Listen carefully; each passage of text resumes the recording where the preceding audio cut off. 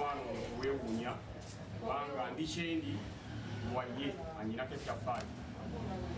Adamu Mulwana ono musajja wa byabufuzi ate musajja artist, musajja muyimbi, naye embeera bwe yamutabukako n'alwala ng'ate Ssegirinya sisobola kutuula kubanga mugamula muganda waffe embeera gy'alimu yadde nange ndi mulwadde naye ate waliwo omululu wakusingako.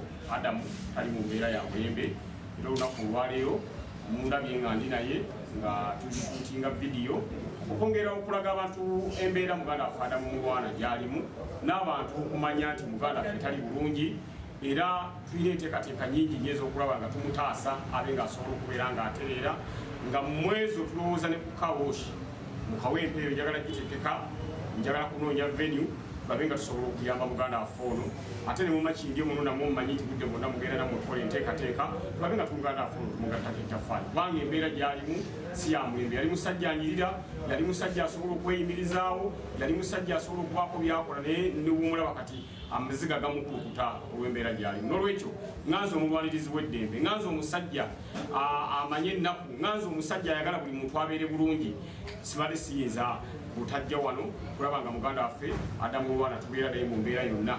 Kubanga nali nkoze eddwaliro nga Adamu Mulwana ono obutwa bwalimu busobola okumujjanjaba naye eddwaliro lyagwa.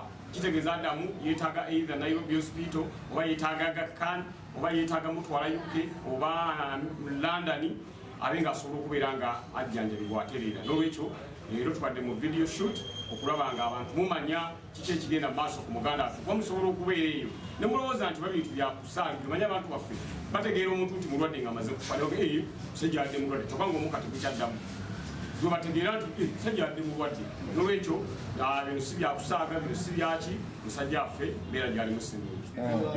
Ali wa revolution wankyukakyuka wa bonna ye ali ku struggle etambula. Kitegeeza nti tewaliwo kindobeera kubeera n'Adamu kubanga kyaliko kyengiko. Fena tuteeba mu gundi mu college gy'ateeba gyenteeba. Twetaaga abantu bonna bamama fiina baani buli muntu yenna asobola twagala ayambe kubanga oba otaasa obulamu tolina kutunuulira byabufuzi. Nze nakola eddwaliro wali mu kawempe nali situnuulira byabufuzi oli walagira mu t-shirt ye naali nga tumujjanjaba ffe kitufa muntu kubeera mulamu. N'olwekyo n'ekyokutaasa Adamu tetwetaaga nti bakya byabufuzi oba nti ngweri oba onaagwera twagala tutaasa obulamu then tulabe nga muganda waffe atereera. Yeetaaga ebintu bingi nnyo. Ekisooka yeetaaga ya tiketi okugenda jjanjabibwe, yeetaaga ssente ez'obujjanjabi zitulina okubeera nga tusooka tudipositingeko tukyalinda quotation ku malwaliro agamu ge twawandiikidde babe nga bagituwa beetaaga deposit ssente meka muganda waffe okusobola okutravoolinga because waba agenda mu America tuba tulina okusooka odipositingayo ki okudipositingayo ssente waba agenda UK era bwe kiri.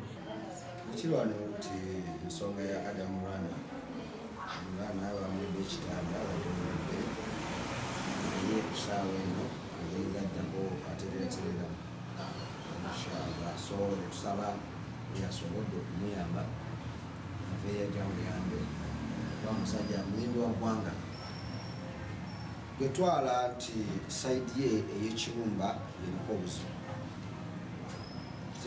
Nti ekibumba baba balina okugenda ne bakikebera ne bafuna ekituufu kiki kubanga oyogera ekigambo ekyo kitegeeza gwoba olina obujulizi. Wali we baba banoonya obululu bavaayo mu kamera kakate ku mulwadde era baveeyo bagambe nti Besigye wuuno azze mu kamera ekitegedde ku Mulwana. First of all, nyakwebaza Honorable Ssegirinya. Yalabise bulungi nga yambadde kooti. Yabadde mu video ye. Mwebale kuvayo lwa Mulwana.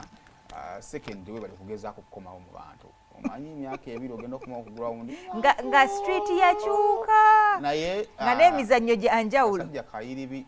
Okalaba kagezaako okuwatanya okudda ku ground. Okudda ku ground kirungi ekyo. Then ndowooza n'abalina okuyamba ku Adamu. Omuyambe. Asobodde okwerwanako nga ye omuntu kati ndowooza wano watuukidde okudda mu bantu nga yerwanyeko ekikola ki ekimala. Kale tumalize banaye 6 May